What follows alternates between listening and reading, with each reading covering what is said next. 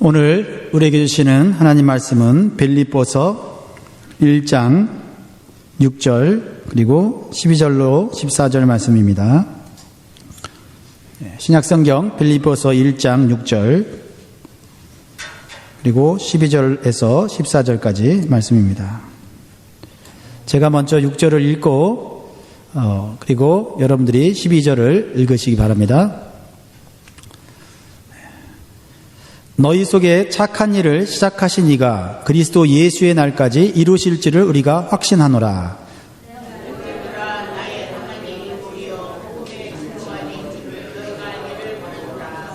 이러므로 나의 매임이 그리스도 안에서 온 시위대 안과 기타 모든 사람에게 나타났으니 형제 중 다수가 나의 매임을 인하여 주 안에서 신뢰함으로 겁 없이 하나님의 말씀을 더욱 담대히 말하게 되었느니라. 아멘. 오늘 우리에게 말씀을 전해주실 목사님은 윤상수 선교사님이십니다. 우리 선교사님은 몇 년 전에 저희 교회에 안식년차 오셔서 같이 신앙생활 하시고 좋은 시간을 보냈습니다. 그 이후에 사역하시는 우크라이나 크림반도가 어려움을 당했습니다. 러시아의 공격을 받아서 그 크림반도가 점령당해서 지금은 러시아의 정권 아래에 있는 상태입니다. 그래서 그곳에 선교사님께서 들어가서 사역하기 어렵고 위험한 장소가 되었습니다. 이제 선교사님께서 다시 생명을 걸고 그 우크라이나로 들어가시려고 합니다. 들어가시기 전에 또 저희 교회에서 또 선교보고도 하시고 또 우리가 기도도 하고 그런 시간을 가지면 좋겠습니다. 참 오늘 성가대 찬양이 너무나도 참 귀하고 의미심장한 성가대의 찬양 가사였습니다. 오늘 하나님께서 이 예배를 받으시고 우리의 기도를 들으셔서 우리 우크라이나로 가시는 선교사님 부부 안전하고 하나님께서 평강으로 지켜주시도록 우리가 기도해야 될 점 있습니다. 네. 사실 눈이 와서 참 마음에 많은 갈등이 있었습니다. 미국 교회들은 눈이 오자마자 오늘 예배를 클로즈 했습니다. 한국 교회들도 저녁 8시까지 고민하고 또 저와 목사님들과 통화를 하면서 어떻게 하는 것이 가장 좋은 방법일까 토요일 밤 늦게까지 고민을 했습니다. 그러나 다행히도 눈이 그쳤고 또 우리 교회는 특별히 윤상수 선교사님이 또 생명을 다해 선교지로 가는데 오실 수 있는 분이라도 함께 예배를 드리는 것이 좋겠다는 마음이 들었고 하나님께 끝까지 좋은 날씨 주시도록 기도했어요. 근데 오늘 이렇게 생각보다 많이 오셨네요. 생각보다 많이 오셔서 너무 감사하고 하나님께 영광을 돌립니다. 오늘 선교사님이 오셔서 이 시간 말씀 전하실 때 우리 응원하는 마음으로 우리가 못 가지만 선교사님이 대신 가시게 되는데 응원하는 마음으로 하면 좋겠고 특별히 우리 선교사님께서 또 힘을 내셔야 될 이유는 우크라이나 우리 목장이 두 목장으로 나눠져서 서포트를 하고 있다는 사실 기억하시면서 힘을 내시면 좋겠습니다. 우리 앞으로 나오실 때 할렐루야로 환영하고 우리 선교보고 및 하나님 말씀을 우리가 받겠습니다. 목사님 나오십시오. 할렐루야.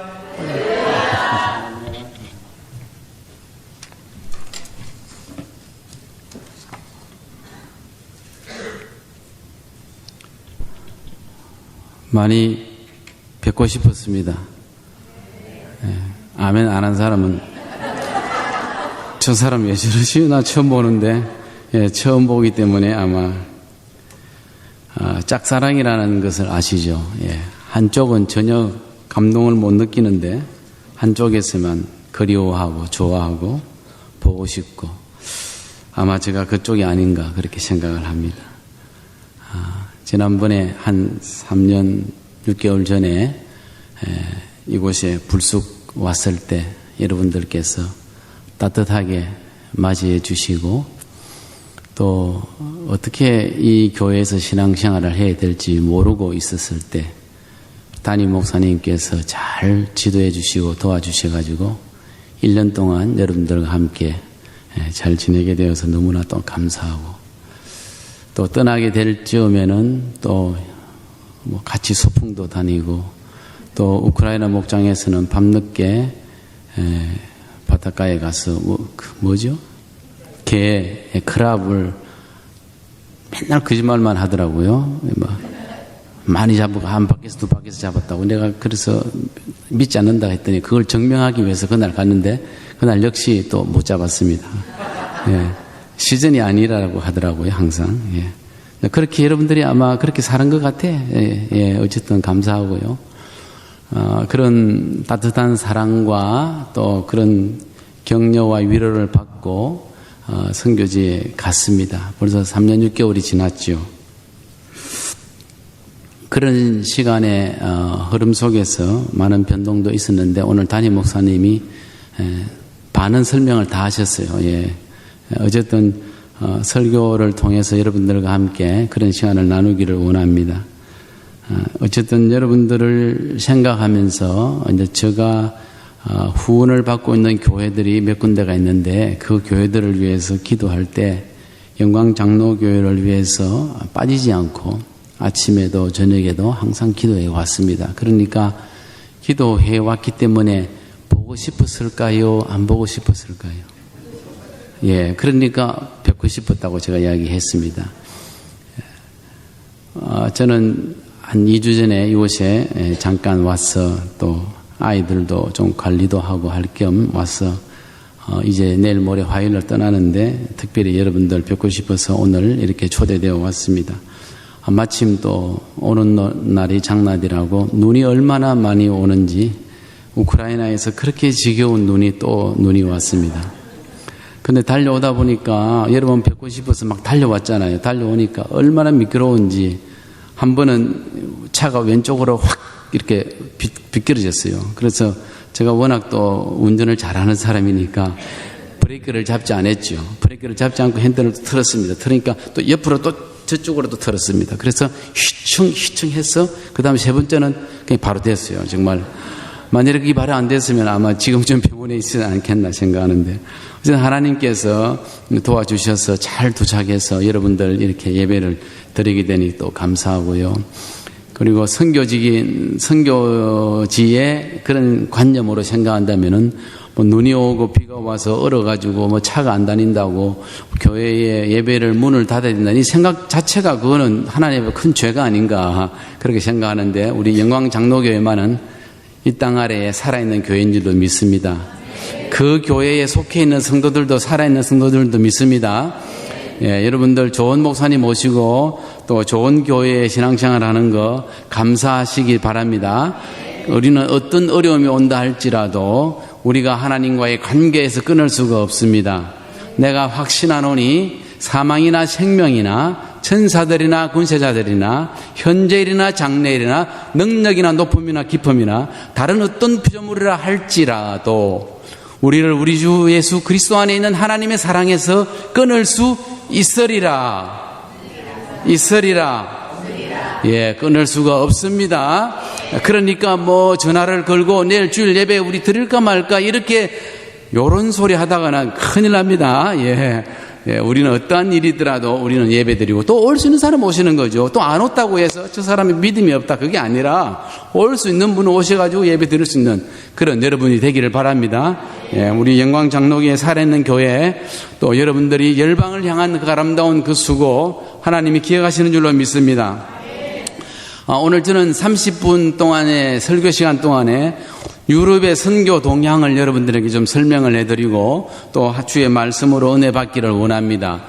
유럽의 선교 동향 PPT가 준비됐는지 모르겠습니다. 준비됐는가요? 유럽의 선교 동향. 그냥 여러분들 시간이 없으니까 그냥 쭉쭉 읽겠습니다. 유럽의 선교 동향과 전략이라는 개념으로 유럽 선교의 키워드 중심으로 잠깐 설명을 하겠습니다. 유럽을 설명한다면 유럽 인구가 약 8억 5천만 명입니다. 그리고 54개의 국가로 이루어져 있고 전 세계 인구가 73억이라면 8억이라면 상당히 많지요. 예. 그리고 EU 국가는 한 5억 정도가 됩니다. 현재 EU는 28개 국가로 되어 있고요. 지리적으로는 동쪽에 러시아 우랄 산맥이 있고 서쪽으로는 포르투갈, 남쪽에는 터키와 카프카스 산맥, 그 다음에 북쪽으로는 스칸디네비아 반도로 이렇게 되어 있습니다. 그 중에서 한인 선교사의 현황을 잠깐 본다면요. 한인 선교사들은 2015년도 한인 선교사, 세계 선교사에서 발표한 것을 본다면 현재 전 세계에 흩어져 있는 우리 선교사가 28,000명 정도가 됩니다. 그 중에서 유럽 내 선교사가 2,400명이 되고요. 2015년도 한인 세계 선교사를 숫자를 국가별로 본다면은 저렇게 볼 수가 있는데, 대략 여러분들이 저런 데까지 또 알 수 없으니까 저 정도 보시고요. 그 다음에 계속 보겠습니다. 국가별로 숫자고, 그 다음에 유럽 선교의 키워드를 보겠습니다. 예. 유럽 선교의 키워드는 4단어로 제가 정리를 해봤습니다. 첫째는 도시화와 기독교 침체. 유럽은 다 도시화되어 있어요. 도시화의 개념 아시죠? 시골이 없고 다 도시의 문화가 시골에도 다 있기 때문에 도시화를 하는 거죠. 그렇지만은 그런 인문주의가 발전하다 보니까 어떤 헬레니즘이 발전하다 보니까 유대이즘이 사라지는 것처럼 기독교가 침체되어 있는 것이 유럽의 특징입니다. 그냥 기독교의 형식은 있죠. 동네마다 십자가 교회가 이쁘게 차려져 있고 그 이쁜 교회 안에는 술집이 되어 있다든지 이런 식으로 그 형태는 있는데 실제로 들어가 보면은 기독교의 문화만 있다는 것을 볼 수가 있습니다. 두 번째는 유럽의 키워드는 이주 문제입니다. 지금 난민들이 너무나 많습니다. 그래서 이주 문제가 심각하고요. 세 번째로는 이슬람의 문제가 심각합니다. 유럽은 이제 거의 이슬람화가 거의 다 되고 있습니다. 심각한 문제죠. 그래서 런던 시내를 갖다가 런던 스탄이라고 말할 정도로 이제 이슬람, 또 이슬람이 시장이 되고 도지사가 되고 이런 분위기가 되어 있습니다. 그래서 이슬람을 무시할 수가 없지요. 많은 사람들이 유럽인들이 되어버리고 오히려 이슬람 지역에 유럽 사람들이 가서 살고 있는 그런 경우가 생기기 시작합니다. 100년에 한 번씩 바뀐다는 유럽 학자들의 이야기가 있습니다.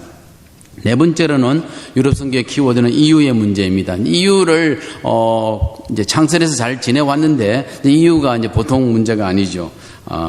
이런 부분을 자세하게 설명하려면 시간이 좀 걸립니다만은 넘겨주시기 바랍니다. 지금 제가 설명하면서 넘어갔던 겁니다. 도시화와 기독교 침체, 그 다음에 이주 문제, 두 번째 이주 문제. 이주 문제는 갑작스럽게 난민들이 들어옴으로써 지금 당황하고 있습니다. 그래서 유엔 난민기구에서 이거 신경을 쓰고 있습니다만은 유럽 나라들이 난민들을 잘 안 받겠다고 합니다. 왜냐하면 자기 나라에 범죄가 발생하고 어려움이 생기기 때문에 기독교적인 배경을 가지고 있는 나라를 할지라도 난민에 대해서 그렇게 탐탁스럽게 생각하지 않는 것이 오늘의 유럽의 문제입니다. 그러나 독일 같은 경우에는 난민에 대해서 좋은 영향을 미치고 있습니다. 왜냐하면은 유럽에서 선두적인 그런 독일 중에 특별히 총리되는 사람이 기독교 목사님의 따님이잖아요. 그러니까 이런 좋은 영향으로서 난민들을 잘 맞이하는 것을 볼 수 있습니다. 지금은 시리아 전쟁을 계속 하다 보니까 그 중에서 발생하는 난민들이 많고요. 어쨌든 이슬람 지역에서 아프리카 지역에서 난민들이 계속 밀려오고 있는데 그걸 받을 재간이 없는 겁니다. 여러분들은 안 가보셔서 모르겠습니다만은 독일이나 프랑스 이런 데 가보면은 넓은 지역 공터가 있잖아요. 공터에는 다 텐트를 쳐놨어요. 그 텐트에 이제 겨울이 오니까 히팅 시스템을 만들어서 사람들을 그곳에 살게 도와주고 있습니다. 근데 그까지는 좋은데 이제 푸드 문제가 생기죠. 그 다음에 그 사람들은 외출 안 할 수가 없잖아요. 외출을 시키면은 범죄가 일어나고 이런 것들이 이제 발생함으로써 유럽에 큰 문제가 되고 있습니다. 그 다음에 이슬람의 문제, 이슬람은 또 테러리즘으로서 또 우리 유럽을 이렇게 불안하게 만들고 있고 조금 이상하다 그러면 트럭으로 이렇게 운전해서 막 도시를 장악하고 또 시장에 들어와 사람들을 죽이고 이런 일들을 많이 보고 있습니다. 뿐만 아니라 이슬람의 샤리아 법들도 있고요. 또 명예살이 이렇게 자기 식구 중에서 기독교를 개종하게 되면은 아버지가 기독교 개종한 아들을 주기도 그건 죄가 안 되는 거라. 왜? 명예살인이기 때문에. 뭐 이런 거. 그 다음에 일부 다처제 이런 시행이 유럽에 또 일어나가지고 많은 여자들이 한 남자를 섬기는 그런 일들. 뿐만 아니라 이제 유럽은 이름이 유럽이지만은 이제 이슬람으로 말미암아 유럽이 아니라 탈유럽이 돼가지고 거기에 뭐 문화가 이슬람 문화로 바뀌고 있고 식당들도 막 바뀌고 뭐 공항에 들었으면 영국 같은 경우에 여러분 비행기에 딱 내리면요 패스포드 컨트롤 하잖아요. 그때 이렇게 이슬람 옷을 입은 사람들이 컨트롤하고 있습니다, 여러분. 신기하죠. 예. 그 다음에 독일도 마찬가지고 이런 식으로 유럽에 왔는데 유럽 사람들은 안 보이고 이슬람 사람들을 보게 되는 그런 일들. 그 다음에 유럽인들이 이제 살기가 힘들면은 마치 다른 동네로 뭐 이사를 가는 거, 우리 미국에서 이런 일이 있잖아요. 뭐 또 어떤 종족이 싫으면은 백인들이 또 다른 데로 가는 것처럼 유럽도 마찬가지로 그런 사람들이 자녀를 많이 낳으니까 이슬람 사람들은 그쪽에 살기 불편하면 다른 데로 옮기면은 그 지역에 자기들이 이슬람 사람들이 장악해가지고 한 동네 전체가 이슬람이 되는 그런 일들, 이런 일들이 있음으로써 독식하고 있습니다. 그 다음에 네 번째로는 EU의 일들 넘겨주시기 바랍니다. EU는 동진 정책을 쓰고 있습니다. 그러니까 서유럽이라는 존재가 있잖아요. 잘 사는 나라, 우리가 보통 이야기하는 뭐 독일, 프랑스, 영국, 스페인, 이 서유럽의 EU를 만들었는데 이 서유럽이 팽창하기 위해서는 동유럽, 이제는 소련으로부터 독립한 이 동유럽 사람들을 이제는 어떻게 하면은 자기 EU에 받아들일까 해서 동진 정책을 많이 사용했습니다. 그러다 보니까 러시아에서 이제 감정이 상하는 거죠. 옛날에 자기들하고 친구였던 나라들을 동유럽, 그러니까 뭐 루마니아, 불가리아, 체코, 슬로바키아, 슬로베니아, 크로아티아, 유고슬라비아 이런 나라들 전부 다 자기 EU에 다 가입을 시키기 때문에 이제 러시아에서는 반대로 그럼 우리도 서진 정책으로 맞서겠다. 그렇게 해서 러시아가 서진 정책을 쓰기 시작했어요. 그러다 보니까 제가 속해 있는 우크라이나가 EU에 들어가겠다고 이제 이렇게 막 준비를 하고 있으니까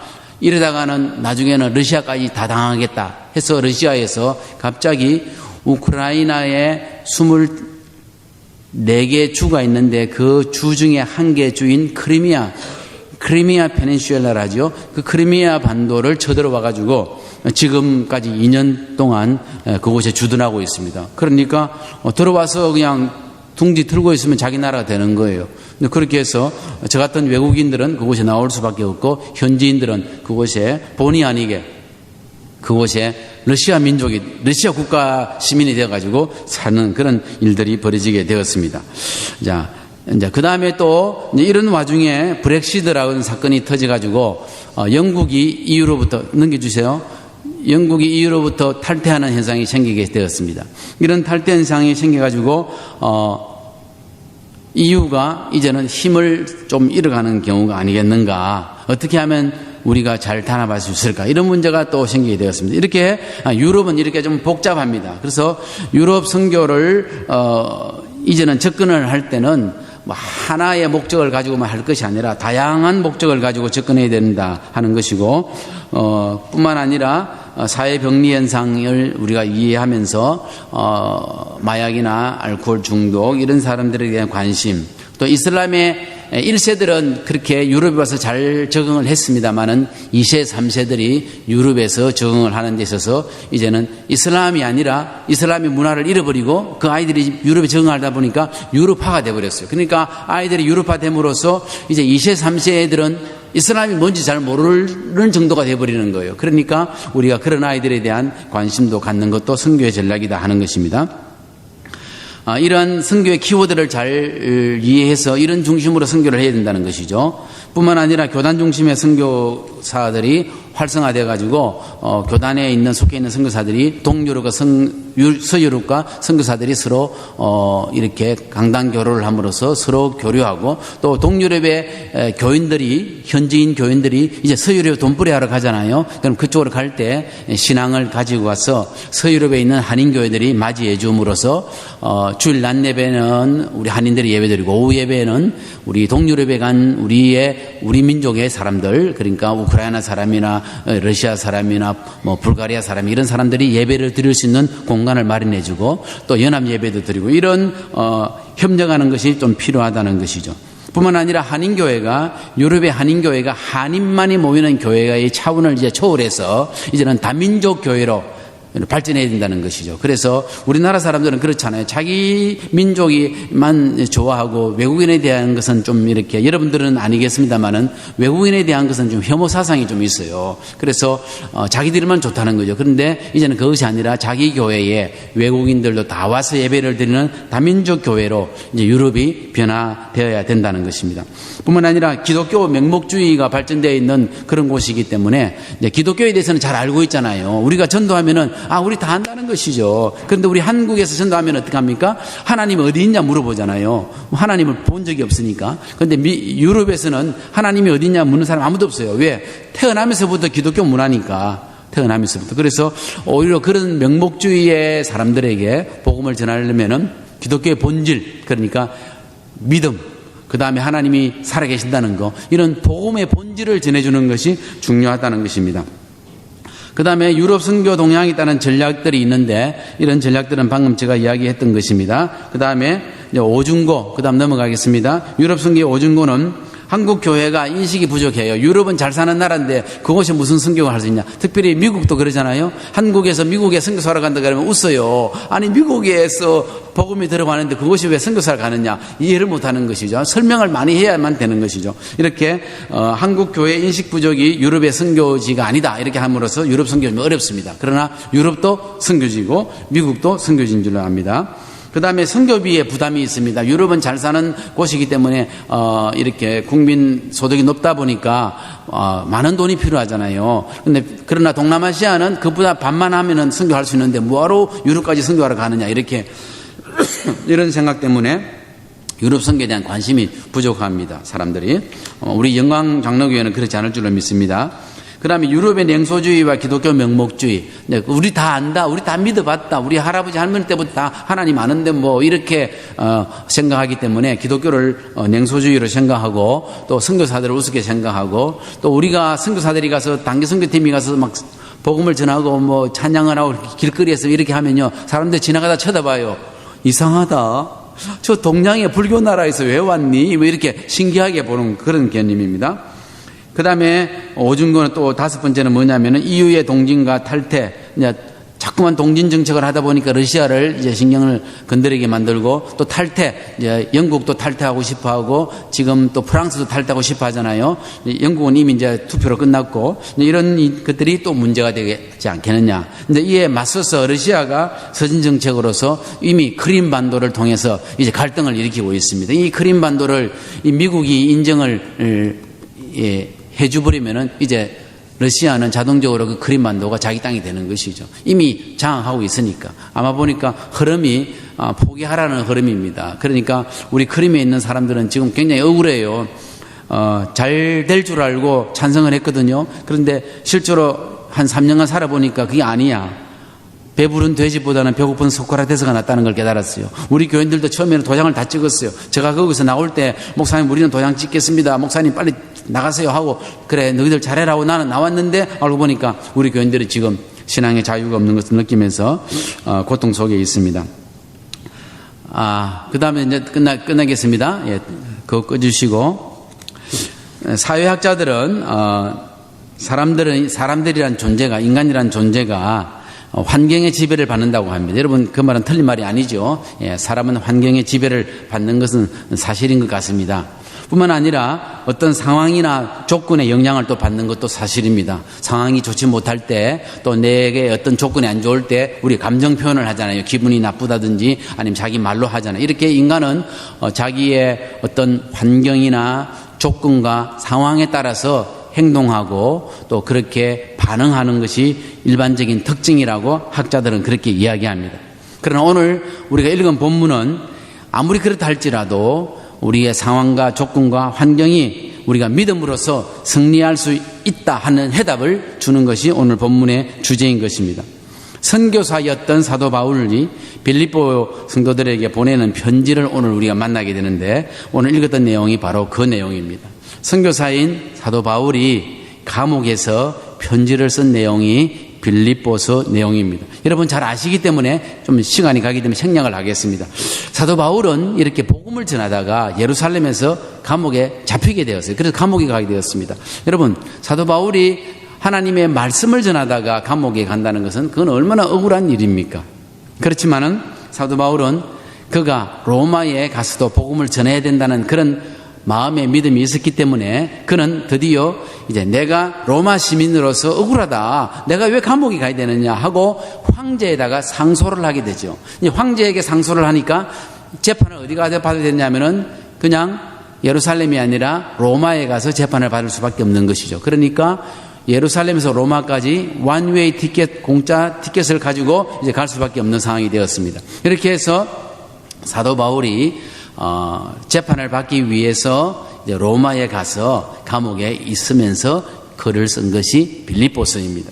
오늘 사도 바울은 빌립보 성도들에게 감옥에서 매임받은 상태에서 편지를 쓰면서 2장 17절에 보니까 내가 나를 전제로 들을지라도 나는 기뻐한다. 너희도 기뻐하고 나와 함께 기뻐하라고 이야기했습니다. 아니 감옥에 있으면서 어떻게 기뻐하라고 메시지를 전할 수 있었을까요? 우리는 어려운 환경을 만나고 또 상황이 좋지 않을 때에 우리는 두 종류의 감동의 소리를 듣곤 합니다. 첫째 소리는 사탄이 주는 감동의 소리입니다. 두 번째 감동의 소리는 하나님이 주시는, 성령이 주시는 감동의 소리를 듣습니다. 사탄의 소리는 매우 교활하고 전략적인 것입니다. 4장 13절에 지금 빌립보서로 공부합니다. 4장 13절에 보니까 내게 능력 주시는 자 안에서 내가 모든 것을 할 수 있느니라 하고 우리가 읽을 때 아멘 이렇게 이야기합니다. 그러면은 사탄은 아주 전략적으로 우리에게 감동을 줍니다. 어떻게? 네가 무슨 모든 것을 할 수 있다고. 그런 소리 들어봤습니까? 우리가 그걸 읽을 때 아멘, 목사님 설교할 때 그거 듣고 아멘 했는데 순간적으로 0.1초 사이에 갑자기 사탄이 우리에게 머리를 싹 스치는 감동을 줍니다. 네가 뭘 한다고? 그렇잖아요. 너 뭘 할 수 있어? 너 못하잖아. 너 이것도 모르잖아. 저것도 모르잖아. 나는 할 수 있다. 뭘 네가 한다고? 이렇게 사탄이 계속적으로 우리에게 감동의 소리를 줍니다. 하나님이 우리에게 주신 것은 두려워하는 마음이 아니라 오직 능력과 사랑과 절제하는 마음이라고 하나님이 말씀을 주셨는데 우리는 두려움이 마음을 하나님 절대로 주지 않습니다. 하나님 우리에게 두려움을 주지 않습니다. 근데 내 마음에 두려움이 생길 때가 있어요. 그럼 이 두려움은 누가 주는 겁니까? 사탄이 주는 거지. 우리가 어려움을 당할 때, 위험한 일을 당할 때, 환난이나 공고를 당할 때에 갑자기 두려움이 생기는 것은 하나님이 주시는 것이 아니라 사탄이 준다는 것입니다. 이렇게 우리는 환경과 조건에 따라서 사탄의 소리를 종종 듣습니다. 저 같은 경우에도 뭐 어려움을 당할 때 네가 무슨 선교사라고 와 이렇게 막 저한테 갑자기 막 공격을 하면 그러면 제가 와 그래 나는 부족하지 나는 그래 내가 무슨 선교사지 이렇게 생각할 수도 있고 어떤 데는 예수 이름으로 물러가라 이렇게 할 수도 있는 겁니다. 사람에게는 이렇게 항상 두 음성이 들린다는 것입니다. 이해가 되시죠? 예. 로마서 3장에 보니까 율법의 행위로는 어렵다 하실 육체가 하나도 없나니 율법으로는 죄를 깨달음이라. 율법 외에 하나님의 한 의가 나타나니 곧 그리스도 예수니라. 그리스도 예수를 믿음으로 말미암아 미치는 모든 의인이 차별이 없느니라. 아멘. 모든 사람이 죄를 범하였으며 하나님 인간 이르지 못하지만은 예수 그리스도로 말미암아 하나님 은혜로 값없이 어렵다 하심을 얻은 자 되었느니라. 예수 그리스도로 말미암아 값없이 아무것도 한 것도 없는데도 죄를 지은 사람인데도 불구하고 우리를 어렵다고 하신다는 겁니다. 우리 이것을 믿습니다. 아멘. 이게 복음이에요. 내가 내 자신을 바라보니까 맨날 나는 실패하고 쓸모도 없고 죄를 짓고 낙심하고 내 자신을 보더라 내가 낙심하는 존재인데 불구하고 내가 예수 그리스도를 믿는다는 것 때문에 나는 내 자신이 믿고 내 자신을 인정할 수도 없고 나는 죄인인데도 불구하고 하나님이 천지를 지으신 하나님이 나를 보시면서 아이고 어렵다 하시는 겁니다. 할렐루야. 그러니까 율법의 행위가 뭐냐면은 내 행동이래. 행동. 내가 행동하는 거, 내가 생각하는 거, 내가 말하는 거, 이 모든 것 가지고는 하나님 앞에는 어렵다고 받을 수가 없다는 겁니다. 왜? 내가 제 자신을 너무 잘 아니까. 그런데 예수 그리스도로 말미암아 하나님 우리를 보시고 어렵다고 하시니까 이걸 믿습니다. 아멘.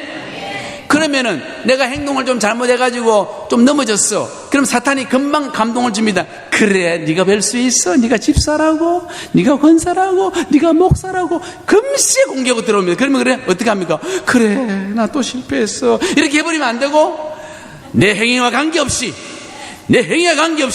하나님이 나를 뭐라 하신다? 어렵다 하신다. 아멘. 누구 때문에? 예수님이 있는 것 때문에. 이게 복음, 이게 얼마나 감사합니까? 좀 가진 것도 부족하고, 좀 생기기도 좀 못생기고, 내가 좀 늙어가고, 뭐 건강도 좋지 못하고, 그건 다 조건과 환경이야. 사탄이 그러죠. 이 다 힘도 빠지고 너 늙었잖아. 우리 오늘 목사님 물어봤어요. 목사님 연세가 어떻게 됩니까? 50입니다. 이야, 딱 좋은 나이네. 내 나이가 어때서? 딱 좋은 나이야. 딱 좋은 나이. 건강하지요. 왕성하지요. 설교 잘하지. 나이가 딱 50. 자, 그래서 아이고 부럽다. 나도 그때가 있었는데 이런 마음이 생겼는데, 그런데 그게 누가 줄까? 사탄이 더 주는 거예요. 나이와 관계없이, 건강과 관계없이, 상황과 조건과 관계없이 하나님이 나를 보시고 어렵다고 하시는 겁니다. 아멘. 그러니까 조금 죄를 지은다고, 조금 실수했다고 여러분 낙심하지 마시기 바랍니다. 여러분, 하나님이 무서워서 회개하는 것이 아니라, 내가 죄를 지어도, 내가 실수해도, 내가 좀 게으러도, 여전히 새벽기도 못 나와도, 여전히 봉사활동 좀 못해도, 여전히 하나님 나를 사랑하시니까 그 사랑에 감동해서 하나님 잘못했습니다 하고 나오는 것이지, 그렇잖아요. 예. 우리는 이렇게 사탄의 소리에 자꾸만 듣다 보면은 자꾸 낙심하는 겁니다. 쓰러지는 겁니다. 설교를 듣더라도 저건 나한테 하는 말이네 하고 또 실망하는 거예요. 그게 아니라 예수님 때문에 하나님이 여전히 따라하시면, 여전히 하나님은 나를 어렵다 하시오. 나를 어렵다 하시오. 두 손 있는 사람은 나를 어렵다 하시오. 아멘. 할렐루야. 2년 6개월 만에 왔으니까 길게 하다가 쫓겨나도 영광이지 뭐. 그렇잖아요. 1년에 한 번씩 초청 안 할 거 아니에요. 2년 6개월 만에 왔으니까 2년 지나면 또 잊어버릴 거라고. 그러니까 좀 길게 해도 된다 이 말이죠. 할렐루야. 네. 우리의 행위와 관계없이, 근데 우리는 이런 게, 저도 마찬가지입니다. 부부간에 다툴 수가 있어요. 부부간에 다투는 게 뭘까? 누가 옳았냐 이거야. 옳고 그름을 따지는 것이 뭘까? 율법이잖아요. 그잖아요. 율법이란 게 옳고 그름이잖아. 우리의 생활 속에서 계속 일어나는 문제는 다 옳고 그름. 이걸 좀 유식한 말로 선악과 문제예요. 선악과. 누가 선하고 누가 악하냐 이거야. 누가 잘났고 누가 못났나 그 이야기잖아요. 우리 매일 갈등이 그거잖아. 갈등. 집안에 일어나는 갈등이 뭐냐? 네가 옳으냐 내가 옳으냐 이거야. 그게 선악과 문제단 말입니다. 근데 선악과 문제를 이제 끝났어. 누가? 생명나무가 나타나가지고, 그분이 누구시다? 예수 그리스도 나타나가지고 그 문제를 해결하신 게 한 방에 해결해버린 거야. 우리는 선악의 문제를 초월해버렸어. 물론 죄를 지어도, 물론 넘어질 수 있지만 우리는 그게 중요하지 않아. 우리는 생명나무를 먹는 사람이에요. 할렐루야. 그래서 우리가 생명나무 열매를 따먹는 여러분이 되기를 주의 이름으로 축복합니다. 하나님이 오시는 감동, 하나님이 주시는 감동을 받아야지 사탄의 감동을 받지 말기를 바랍니다.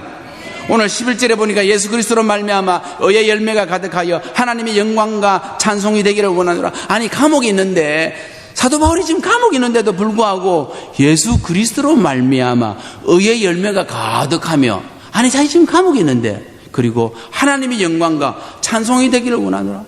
많은 사람들은 감옥에 있으면 아이고 그래 예수 믿고 예수 복음 전하다가 그래 너는 가말리알 밑에서 PhD도 받아가지고 잘났다 그래 감옥이나 있고 이런 소리 할 거 아니에요. 그런데 사도 바울은 그 소리에 신경 쓰지 아니하고 내가 이 감옥에서 하나님께 영광이 되기를 원하노라.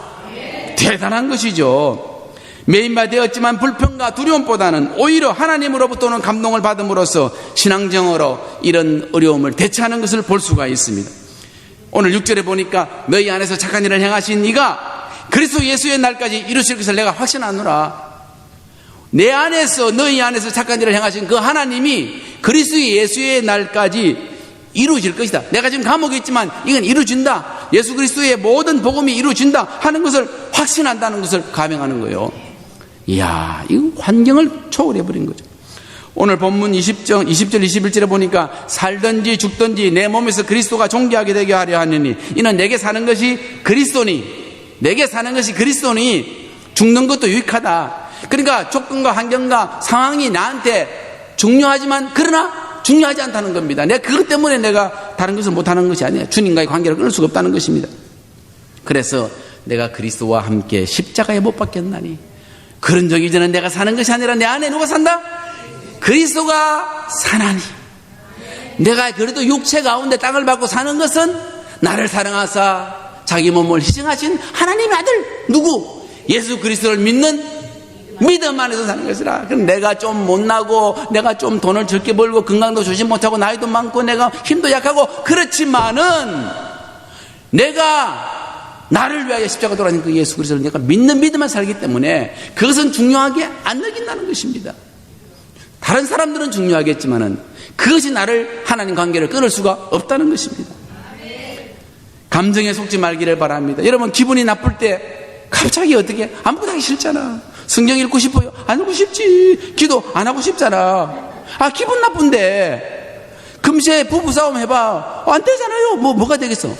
감정에 속지 맙시다. 할렐루야. 여전히 내가 기분이 불쾌하더라도 내가 때문에 기분이 나쁘더라도 여전히 그분은 나를 사랑하신다는 겁니다. 여전히 그분은 예수님 때문에 나를 뭐라 하신다? 어렵다 하시는 거예요. 아멘. 따라합시다. 감정에 속지 맙시다. 지난번에도 내가 또 넘어졌는데 나 이번에도 못하는데 이런 패배주의. 나는 안 돼. 나는 못해. 나는 늙었어. 이런 패배주의. 이런 패배주의에 속지 마시기 바랍니다. 내 안에 누가 사신다? 그리스도가 사시니 그리스도가 살기 때문에 안 되는 일이 없잖아. 그 왜 그렇게 자꾸만 나는 못한다 생각하느냐 이거죠. 이런 사탄의 소리를 듣지 말기를 바랍니다. 사도 바울은 어떤 환경 속에서도 좌절하고 불평하지 아니하고 오히려 사탄의 소리보다는 하나님의 감동과 계시를 받았음을 우리가 알게 됩니다. 선교지에도 이런 어려움이 너무나 많았습니다. 제가 우크라이나의 선교사로서 이곳에 와서 안식년 지나다가 3년 6개월 전에 갔습니다. 그때 여러분들이 잘 가서 선교 잘 하라고 여러분 얼마나 많이 격려를 해 주셨습니까? 그 당시에 여러분들 살기가 굉장히 어렵다 하더라고. 예, 경제적으로 어려웠고 그럴 때 여러분들이 쌈짓돈을 꺼내가지고 가실 때 음료수 한잔 마시라고 그렇게 다 주신 거 제가 잊을 수가 없습니다. 저는 그런 여러분들의 그 용기를 그런 분의 격려 그것을 가지고 저는 선교지에 갔습니다. 그런데 그곳에 가보니까 말입니다. 제자들이 너무너무 기다렸다는 것이 너무너무 반가워할 거 아니에요. 자기 스승이 돌아왔으니까. 그리고 나서 한 2달 후에 잔치를 벌였습니다. 무슨 잔치냐면은 선교사님이 오신 22주년 잔치를 하겠다는 겁니다. 아니 무슨 부끄럽게 잔치 하나님께 영광을 돌려야지 그렇게 했는데 아니라는 것이죠. 선교사님이 22년 전에 복음을 들고 오지 아니하셨으면 우리가 어찌 예수님을 믿는 사람이 되었으며 구원을 확신을 깨닫고 오늘 인생의 승리자가 되어 주셨습니까? 그렇게 해서 자기들이 1년 동안 선교사 떠나고 나서 제가 이 영광 장로교회 다닐 동안 1년 동안 자기들이 1년에 한 달에 한 번씩 모일 때마다 돈을 모았다는 거예요. 돈을 모아가지고 1년치를 모은 거야. 그래가지고 제자들, 목사님들, 각 교회 목사님들이죠. 제자들이 모여가지고 자기들이 1년 전에 호텔을 이미 예약을 했어. 바닷가에. 그 사도 안드레이가 목회했던 그 지역이 있는데 그 바닷가에다가 호텔 호텔이 이런 호텔이 미국식 호텔이 아니라 그냥 하우스가 호텔이에요. 그 하우스가 아주 좋은 호텔이지. 하룻밤 자는데 $300. 근데 그걸 1년 전에 예약을 해가지고 $150 싸게 딱 예약을 해놓은 거예요. 그것도 여러 채를 예약해놓은 거예요. 사람이 많으니까. 그렇게 예약하기 때문에 저보고 반드시 미국에서 돌아와가지고 그 언제까지 돌아와야 된다는 거죠. 그래서 저는 그것을 약속을 지키기 위해서 1년 마치고 이제 갔습니다. 갔는데 잔치를 한다는 겁니다. 근데 이야기를 들어보니까 이게 엄청난 잔치를 하겠다는 거예요. 돈도 많이 들고. 아니, 한 달 봉급이 100불인데 하룻밤 150불짜리 호텔을 예약했다니까 말이 되겠습니까? 저는 안 된다. 하지 말라니까. 안 된다는 거죠. 왜? 돈 다 날라간다는 거예요. 왜? 1년 전에 예약을 했기 때문에. 그래서 생각나기는, 이거 안 되겠다. 내 원처에서는 이거 오해받겠다 싶어가지고 우크라이나에 있는 우리 GMS 선교사, 우리 교단 선교사님을 다 오라 그랬어요. 한 10가정을 다 오라 그랬어요. 1000km 떨어져 있는 600마일 떨어져 있는 동네를 다시 기차 타고 내려오라 했다.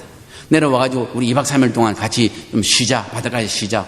왜? 돈은 다 여기서 다 된다. 그랬더니 다 오셨어요. 와가지고 드디어 22주년 복음을 전해준 선교사님에 대한 감사의 잔치를 시작했어요. 아, 너무나 감동적이었습니다.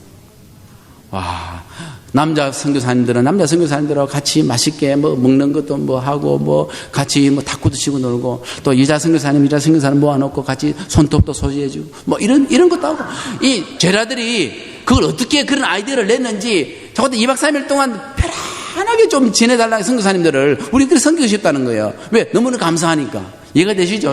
그 다음에 선물도 정성스럽게 선물 준비하고 우리는 구름 위에 걷는 것처럼 기뻤습니다. 그러면서 하나님이 받으실 영광을 우리가 받네요. 죄송합니다. 막 그렇게 하면서 지냈습니다. 정말 영광스러운 일이었습니다. 그리고 새해를 맞이했습니다.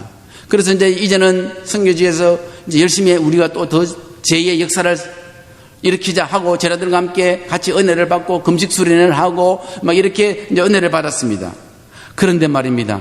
2월달이 됐는데 갑자기 새벽에 눈을 떠보니까 탱커들이 도시에 막 들어와 있는 거예요. 사람들이 탱크가 어디서 온지 아무도 모르는 거예요. 그래서 텔레비전에 뉴스에 딱 보니까 크림반도에 있는 기자가 탱크에 앉아있는 군인한테 다가가지고 인터뷰를 하는 거예요. 그게 막 나오는 거예요. 당신 어디서 왔느냐? 그러니까 이 탱크 기사가 하는 말이 나는 어디서 왔는지 말할 수가 없다는 겁니다. 군인이니까 비밀을 지켜서 말할 수 없겠죠. 그런데 신기하잖아요. 도시에 다 들어왔으니까. 알고 보니까 그것이 우크라이나 땅인데 그 탱크가 어느 탱크냐면 러시아 탱크인 거예요. 갑자기 들어오니까 우크라이나 탱크가 올 시간이 없어. 그리고 또 같은 얼굴이고 같은 민족이니까. 그래서 우크라이나 군인이나 경찰 한 번도 이렇게 디펜스 해보지도 못하고 그 다음 날부터 우크라이나 국기가 내려오면서 러시아 국기가 쭉 올라가는 거예요.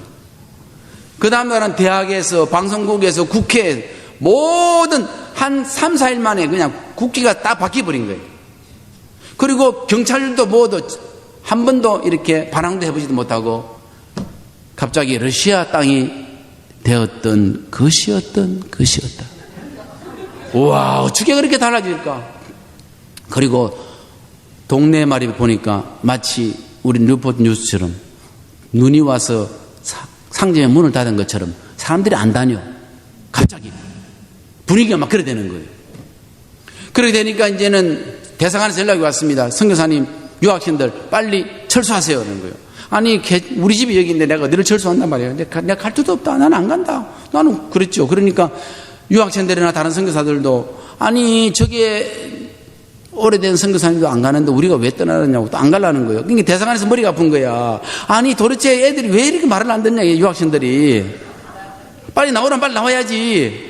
알고 보니까 저 윤 선교사님 저 사람이 안 나가니 그렇구나. 대사관 속이라고 했습니다. 선교사님이 안 나오니까 다들 안 나온다는데 선교사님 빨리 나오세요. 나는 못 나갑니다. 난 여기 왜 여기 문제 없다고. 아니라고 문제 있습니다. 좀 있으면 내일 모레 문제 있습니다. 하는 거예요. 아니나 다를까. 그 다음에 아침에 연락이 왔습니다. 목사님 오늘 안 나오면은 끝입니다. 분위기가 지금 그렇다는 거예요. 그래서 이제 제가 표를 보니까 기차표가 좀 있어요. 그 기차표를 사고 유학생들과 선교사들에게 사라고 했습니다. 그랬더니 동시에 다 샀어요. 그래서 11명인가 13명인가 그렇게 그날 저녁 기차를 타고 이제 600마일 되는 수도 키예프로 올라갔습니다. 저녁에 타면 아침에 도착합니다.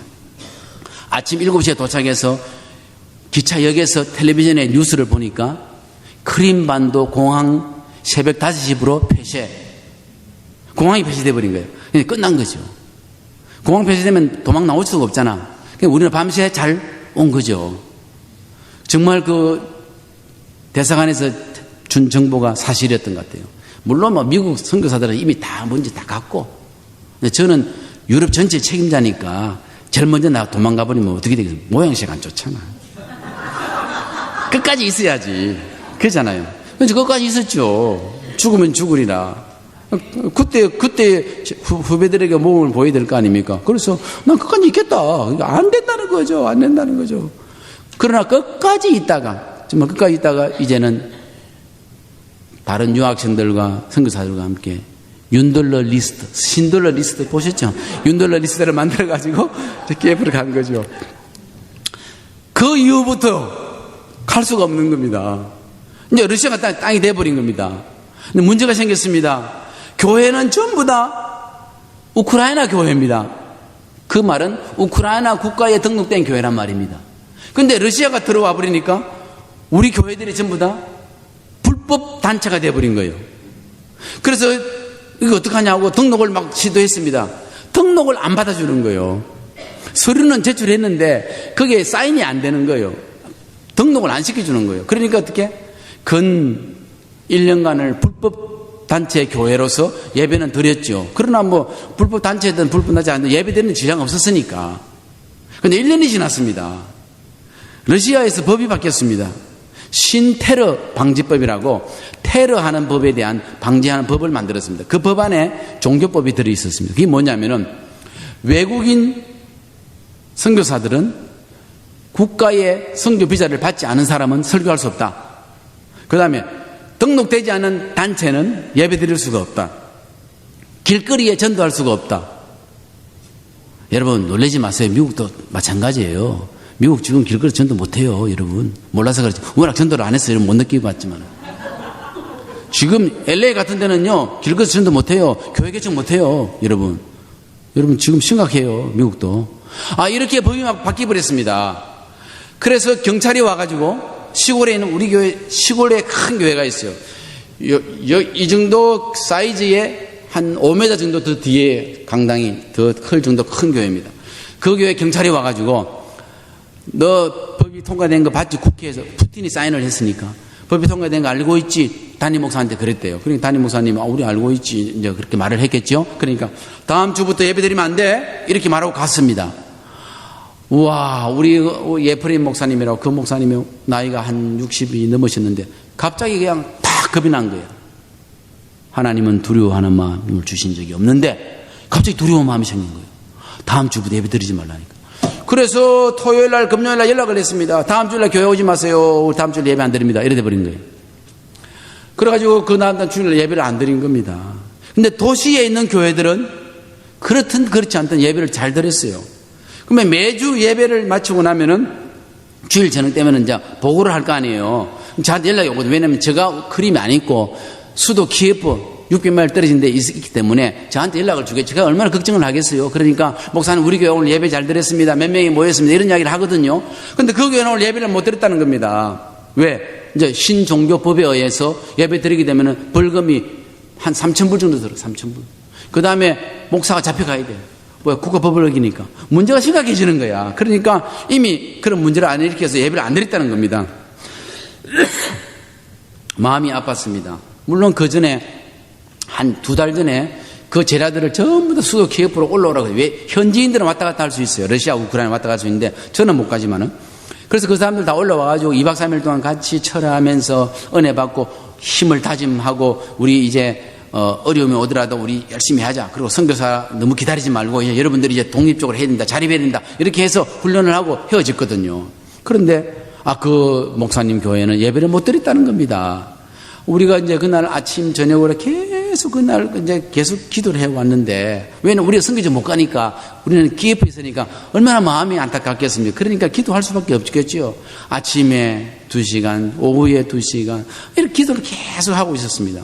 그런데 그 기도 속에서 하나님께서 감동 주시는 것이 아니 경찰 제일 속된 말로 쫄병 한 명이 와가지고 그 한마디 하는 건데 그게 무서워가지고 예배를 못 드리다니 이런 감동이 막 생기는 거예요. 그리고 감옥에 가면 되지 그잖아. 벌금 못 내면 감옥 가는 거니까 배째라하고 감옥 가면 되잖아. 얼마나 영광 아니죠? 목사가 감옥 가는 거 얼마나 영광이에요. 복음 때문에 영광 가는데 그렇지 않아요? 그러니까 갑자기 생각이 달라지는 거예요. 그래 맞다. 왜 이러지? 그렇게 연락을 했습니다. 생명 내어놓고 교회를 지킬 각오로 예배를 드려야 되지. 목사님이 그러면 어떡하냐고 그렇게 다른 제자를 통해가지고 전달해라 그랬습니다. 그걸 전달됐습니다. 그러고 나서 나하고 연결을 하는 것도 이제는 조사를 자꾸만 KGB가 조사를 하고 있으니까 카톡도 다 지워버리고 이제는 뭐 스카이프 이런 거 다 지워버렸어. 왜? 나하고 연결하면 나도 문제되니까. 그래서 어떤 현지인, 어떤 사람 연결을 해주게 됐어요. 그렇게 했더니 그 다음 주에 예배를 드렸습니다. 할렐루야. 여러분, 예배를 못 드린다 생각하니까 다른 교회도 예배가 분위기가 이제 막 어수선할 거 아니에요. 이 다른 교회 예배 드린데도 불구하고 교인들이 적게 나오는 거예요. 그 다른 제자 교회는 벌써 분위기가 그런 분위기야. 한국에다 연락을 하고 우리 한국 사람 연락하고 막 그랬습니다. 기도해달라고. 그렇게 기도해 주신 덕분에 지금 한 6개월이 지났는데 아직도 예배를 드리고 있습니다. 할렐루야. 여러분이 계속 기도하는 한 그 예배는 중단되지 않을 줄로 믿습니다. 적어도 이렇게 목숨 내놓고 예배 드린다니까. 그러니까 뭐 눈 와가지고 미끄러워서 예배 못 드린다는 게 말도 안 되지. 말도 안 되지. 서로 전화하고 이런 거, 김지사 오늘 교회 갈래 안 갈래? 이거 안 되지. 주일이면 예배 드리러 와야지. 할렐루야. 이러한 분위기 속에서 우리는 깨달은 바가 아주 컸습니다. 왜 평소에 자유로울 때 마음껏 예배드리고 기도하고 전도하지 못했을까? 지금 전도하면 안 되는 거예요. 내 신앙 고백을 할 수 있어요. 그러나 내 신앙 고백을 다른 사람에게 하면 안 돼. 내 집에서 친구를 오라 해가지고 우리 집에서 내 신앙 고백하고 예배 드리면 안 되는 거예요. 내 혼자 예배 드릴 수는 있어요. 그러니까 우리가 편안해서 왜 못 드려? 온 교회들이 다 그렇게 후회하고 있는 겁니다. 그 다음에 두 번째는 이제 선교사가 못 가니까 자기네들이 기다리다가 지쳐가지고 자기네들이 이제 선교사 없이 드디어 독립하게 되는 거예요. 할렐루야. 선교사 없이 아무것도 못할 줄 알았는데 이제 선교사 없이도 잘 하는 거예요. 자기들이 목사님 중심으로 예배드리고 자기들이 헌금 카운트 해가지고 하고 다 살림살이 잘 하는 거예요. 각 교회마다. 그러니까 얼마나 또 감사합니까? 할렐루야. 여러분, 선교사에게는 4가지 단계가 있어요. 첫 번째는 4P라는 말이 있는데 첫 번째 P는 파이오니아야. 선교사 가자마자 몇 년 동안이나 파이오니아 정신으로 일을 하는 거예요. 막 개척하고 열심히 일하는 거예요. 그럼 사람들이 모이잖아요. 두 번째 세컨 P가 뭐냐면 이거면 페어렌츠, 부모님 심정으로 그들을 양육하는 거예요. 세 번째 P는 뭐냐면은 파트너십. 그러니까 그 사람들이 이제는 제자들이 훌 커가지고 목사가 돼버렸어. 그러면 이제 같은 목사가 됐으니까 동등한 파트너십이 되는 거예요. 모든 선교사들은 요 정도까지 다 하는 거예요. 근데 네 번째는 뭐냐면은 완전히 다 사역을 이양하고 그 지역을 떠나버리는 거예요. 떠나버려가지고 파티스페이트, 멀리서 영적으로 기도하고 피로를 조금 채워주고 그러는. 그런 선교사들이 나이가 70이 돼도 선교지를 못 떠나고 그곳이 계속 있는 거예요. 왜 갈 데가 없으니까 선교사님들이. 70이 넘어도 거기 있는 거야. 그러니까 3단계까지는 되는데 4단계는 안 된다니까. 이해가 되시죠? 한국 가도 한국 집이 없잖아. 미국 가도 미국. 영광장로교에 집 준비해놨어요. 선교사 은퇴하면 뭐 할 거 없잖아. 올 데가 없는 거예요, 선교사가. 그러니까 선교지 있는 거예요. 그러니까 1단계, 2단계, 3단계까지는 있는데 4단계는 쉽지 않다니까요. 그런데 윤상수 선교사라는 사람은 어느 시에 푸틴 선생 때문에 선교지에 제자들에게 다 맡겨놓고 눈물을 머금고 슬프고 억울하지만 그곳에 떠나왔는데 지금 2년이 지난 이 시간에 되돌아보니까 어느 시에 제자들이 성숙해 있었고 어느 시에 자기들이 자립을 해가지고 있었고 어느 시에 자기들이 이제는 선교사 없이 예배를 드릴 수 있고 그렇게 운영을 한다는 거 볼 때 할렐루야. 모든 선교사가 그렇게 하고 싶은데 하지도 못하는 그 네 번째 단계가 저절로 이루어졌던 것이었다. 아멘. 저는 오늘 왜 이것을 긍정적으로 이야기를 하느냐 하면은 이렇게 힘들고 어려운 위기가 왔을 때 얼마나 괴로웠고 얼마나 힘들었겠습니까? 여러분 25년 동안 청춘을 바쳤는데 그것이 못 있는다는 사람, 그게 뭐 내 몸만 나오면 됩니까? 모든 교회 재산은 다 어떻게 되어 있겠습니까? 다 이름이 내 이름으로 되어 있는데 뭐 집이 한두 채입니까? 지금 교회가? 그런데 그걸 갑자기 못 들어간다 하니까 얼마나 억울했겠습니까? 그러나 오늘 사도 바울이 감옥에서 경험한 것처럼 사탄의 소리를 듣는 것이 아니라 하나님의 소리를 듣고 하나님께서 그리스도의 날까지 확실히 이줄 것을 내가 믿는다 하고 오히려 막 이렇게 이야기하는 것을 보면서 정말 우리도 그런 일이 있었구나. 하나님 은혜구나. 하나님 음성을 듣는 게 참 중요하다는 걸 깨달게 되었습니다. 그래서 이제 해야 될 일이 있다면은 이제는 600마일 떨어진 곳에 내가 함부로 갈 수는 없지만은 이제는 수도 키예프에서 앞으로 이 교회 개척 학교와 선교사 훈련 학교를 이런 것들을 평소에 하고 싶었던 일들을 이제 지금까지는 예수 안 믿는 사람을 예수 믿게 만들고 목사까지 세우는 일을 했던 했다면은 이제는 목사가 된 사람들을 모아놓고 교회 개척 어떻게 할 것이며 어떻게 선교사를 가는가 이런 훈련 학교를 내가 해야 되지 않겠냐 이걸 위해서 제가 기도하고 있습니다. 뿐만 아니라 지금은 그 수도 기업부에서 일을 하려고 하니까 기업부 교회가 지붕에 비가 막 샜어요. 그래서 몇 년 동안 샜는데 그 공사를 좀 해가지고 조금 더 집을 조금 더 교회 센터처럼 잘 만들어서 그 일을 해야 되겠다 하고 요즘 건축 때문에 좀 바쁘고 있습니다. 오늘 사도 바울은 이렇게 어려운 환경 속에서도 승리할 수 있던 이유는 그는 믿음의 선포를 했던 것입니다. 너희 안에서 착한 일을 시작하신 네가 그리스도 예수의 날까지 이루실 것을 내가 믿습니다. 내가 비록 감옥에 있지만 그러나 이것은 분명히 하나님이 나와 함께 하심을 내가 믿습니다. 주님이 나와 함께 하십니다. 힘들고 어려울 때마다 믿음의 선포를 그는 했습니다. 잘 될 줄 믿습니다. 따라하시기 바랍니다. 잘 될 거야. 옆에 사람이 사시면 걱정하지 마세요. 잘 될 거야. 걱정하지 마세요. 잘 될 거야. 이런 믿음의 선포, 믿음으로 하는 선포, 그냥 하고 싶어서 하는 말이 아니라 믿음으로 하는 말은 이런 선포는 환경을 변화시키고 주님의 은혜를 가져다 주는 결과를 오게 됩니다. 아멘. 따라하시기 바랍니다. 하나님은 살아계십니다. 내 안에 살아계십니다. 하나님 나를 사랑하셔. 주님 절대로 나를 버리지 아니하시오. 할렐루야. 힘들고 어려울 때 하나님 나와 함께 하시다. 나를 사랑하시다. 내가 죄를 지어도 내가 넘어져도 내가 어려운 환경에 들어가도 여전히 하나님이 나를 사랑하시다.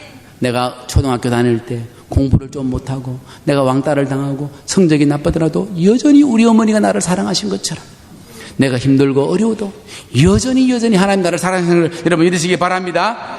이런 믿음의 선포를 했던 사도 바울에게 어떤 결과가 나타났을까요? 1장 12절 13절에 보니까 형제들아 내가 당한 일이 도리어 복음 전파의 진전이 된 줄을 너희가 알기를 원하노라. 사도 바울이 감옥에 들어간 것이 도리어 복음 전파의 진전이 됐다는 것입니다. 아니 감옥에 있는데 복음 전파의 진전이 됐다니 말이 안 되잖아요. 이러므로 나의 매임이 그리스도 안에서 모든 시위대안과 그 밖에 모든 사람들이 나타났으니 자기가 감옥에 있었는데 그 시위대 감옥 안에 있는 사람이나 밖에 있는 사람들이 자기 때문에 예수를 믿게 됐다는 것입니다.